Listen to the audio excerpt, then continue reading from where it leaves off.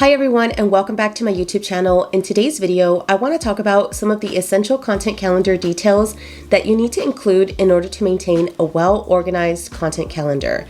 A content calendar is going to give you the structure and the planning skills that you need to maintain a consistent approach with your planning and execution so that your content strategy is consistent. And when you overlook some of these details, it can really get in the way of you properly allocating your time and resources. You want to make sure that you're staying ahead and on track with planning around your key events, your product launches, and being able to be adaptive to industry trends. And so today I want to talk about how you can structure and set up your content calendar to make sure that it's fully optimized and so that you can also track the performance of your results. So let's get started.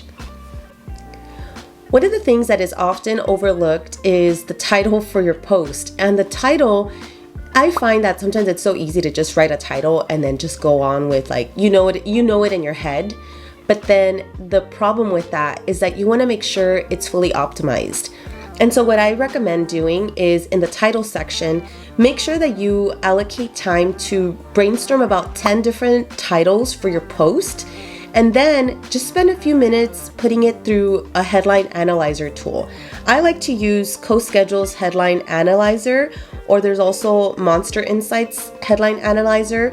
They're both free but offer premium options, but they're really cool. I feel like I like to just plug in my title and then make a few tweaks and preview it in a Google search to see what that looks like.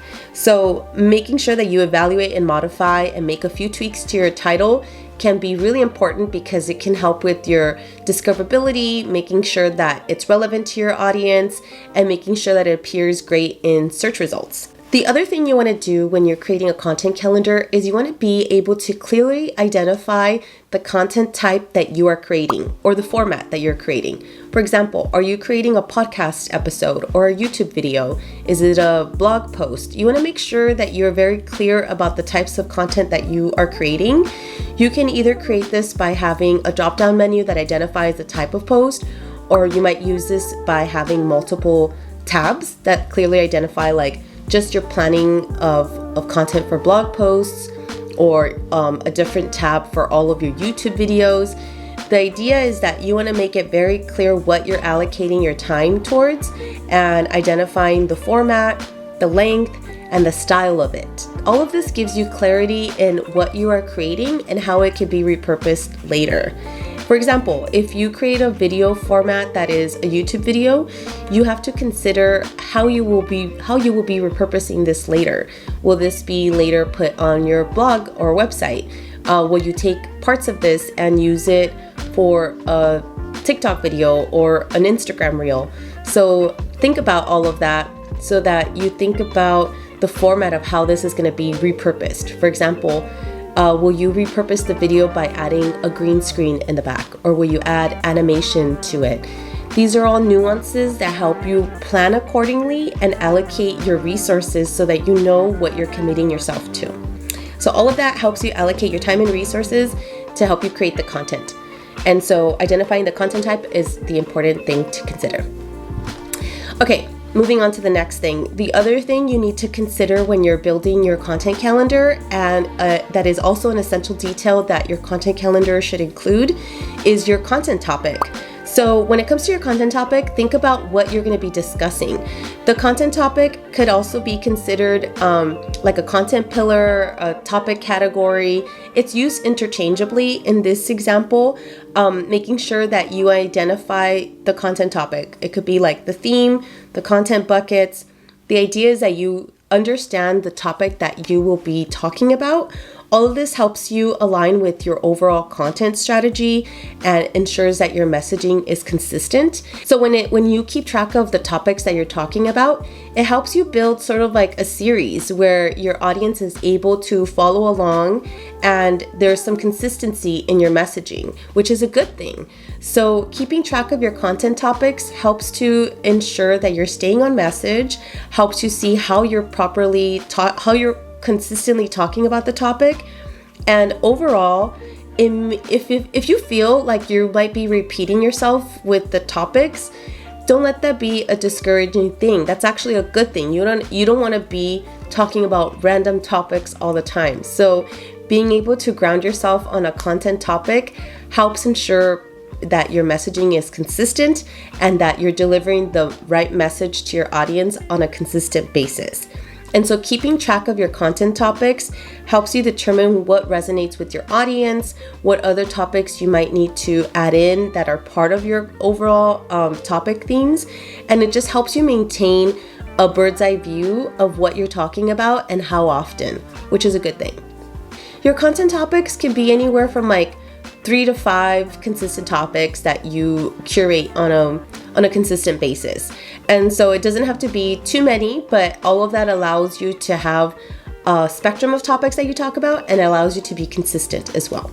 So make sure that you have an area where you track that on your content calendar.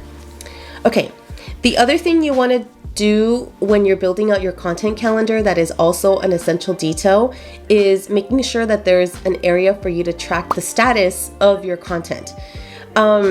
Something that I really like when it comes to identifying the status of my content is that it helps me move everything from like the ideation phase to the completion or the completed state.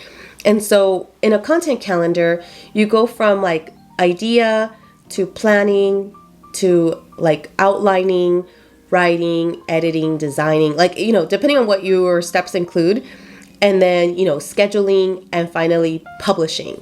And so when you think about your content calendar and everything that you're building or creating, a well-structured calendar is going to help you sort or group all of your content by status so that it helps you move it from ideation to completion. And so all of that is really helpful so that you can make sure that you're being effective, that you're moving through a process, and that it's all gearing you towards a completed state. Some other things you can also do is you can also add like a tag if say you like pay promote it, like, you promote it through advertising dollars, or maybe you repurpose it somewhere else. So there's other tags that you can do in terms of like a status, but those are some ideas for you. So having a status column or a status section is another important detail to include in your content calendar. Okay, the other essential detail to include in a well-structured content calendar involves keywords and SEO details. So when you develop content, it's important to spend some time talking about or researching relevant keywords and knowing how to weave them in a way that is incorporated into your content, your title, and descriptions. And so I talked about this a little bit when I mentioned the title section, but your overall content, you want to make sure that it's discoverable by your audience. So weaving in relevant keywords and making sure that the SEO details are also involved or included, evaluated in there is important because you want to make sure that you are thinking about your reader. So does it have the relevant information for your reader? And then you also want to think about search engines and like whether your content can be discoverable. And it's not just unique to search engines. When somebody searches content through different platforms, your content can be surfaced to them depending on the title and description of your content. So that's something to consider. I will say that you want to avoid the practice of overstuffing content where it has like, it almost feels like spammy with too many keywords and it like affects the comprehension of somebody to be able to read a sentence there. So you want to make sure that it's well balanced, right? You don't want to overstuff it with too many keywords where it ends up coming across as spammy and could diminish the value of your content. So that's something to consider. Okay, the other thing in your content calendar that is important to include is a section to identify your target audience. Your target audience helps you make sure that when you're creating a piece of content, it's very intentional and that you have considered them in the process. So when you identify who your target audience is, when you create your piece of content, identifying like this is exactly who this piece of content is for, it helps ensure that you write according to your audience's pain points, the outcomes that they desire, and helps you adjust the tone accordingly to, what your audience needs. And so I find that sometimes as I'm creating a piece of content, and in my content calendar, as I add a section, there's a column there for my target audience, it really helps me to be very clear on who I'm creating content for, and almost keeps me accountable, so that I'm like, okay, this is really who it's for. And I want to make sure that I weave in the important topics and needs that my audience needs from me. And so that's something to consider. So using a column on your content calendar that identifies your target audience is sort of like a way to keep your focus and keeps you accountable on making sure that you're addressing your audience's needs and pain points. Okay, another detail that your content calendar needs is your distribution channels. So where is this going to be distributed? Where are you going to promote your piece of content?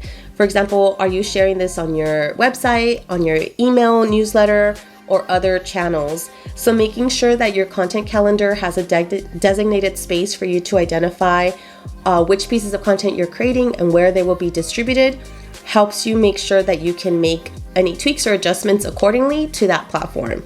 And that way you can plan accordingly, you can create additional assets for that platform, and it really, again, helps you properly allocate your time and resources. Okay, the other detail that your content calendar needs is your goal. You might have a marketing goal, a business goal. I find that identifying that as you're creating your piece of content and making sure that it's aligned with your marketing goals helps ensure that your content is actionable. For example, when you develop your content outline, you want to make sure that you think about after my audience or my reader finishes consuming this piece of content, what is the next step? After consuming this piece of content, what example or what do I want them to do that aligns with my goal? An example is, your goal might be product sales or lead generation or website clicks. So that means that when you finish writing your piece of content or outlining it, you think about that and you're like, okay, after they finish doing this, I want them to click the link to go to this product, or I want them to share their email so they can sign up for my email newsletter, and it'll send them through a whole different process. So that's something to consider, and it really helps you stay strategically aligned with your goals. Okay, the other section that you need to include in your content calendar is a section about how your content is going to be repurposed. So like a repurposing column there. And repurposing content is important. I don't recommend just taking a piece of content, and when I say repurposing content, I don't just mean taking a piece of content and just slapping it onto another platform. I think people can tell when very minimal effort is made to adjust things. So this means that's a big mistake I see, where repurposing is not just taking it verbatim or taking it as literal as an actual edit and just putting it there. But it does mean making the most of the content that you have created and adapting it to that platform. So make sure that you're seeing a bird's eye view of how your content is being repurposed. How to repurpose your content is going to depend on your own time and resources that you have available. But I find that sometimes if I have a piece of content that I created on video and just sort of talking about it on camera, or taking a section of it and talking about it with a green screen or something, can be really valuable. It's going to be up to you to figure out that right formula that fits with your repurposing strategy, that aligns with the time that you have available. But it is something to consider, because I don't think that people repurpose their content enough. So I think you should be repurposing your content. I just don't think that it's the best practice to just take it and slap it onto another platform. I think you should make a little bit of effort to make a few tweaks so it doesn't look like the exact same thing. But I am mindful of your time and energy, so you do whatever works best for you. But that's my perspective on that. And then finally, the last thing that your content calendar, another detail that your content calendar should include are some performance metrics. So you remember how I mentioned your goals earlier and how you have a marketing goal or a business goal? Make sure that you also have a section where you're tracking the performance of all of this.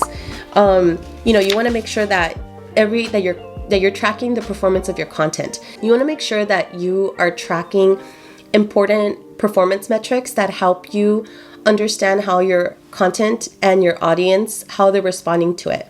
And so some of these metrics can vary depending on what your goal is, but they can vary from tracking your audience growth, engagement, conversions, impressions, like any type of signal that can indicate to you that something is resonating with your audience.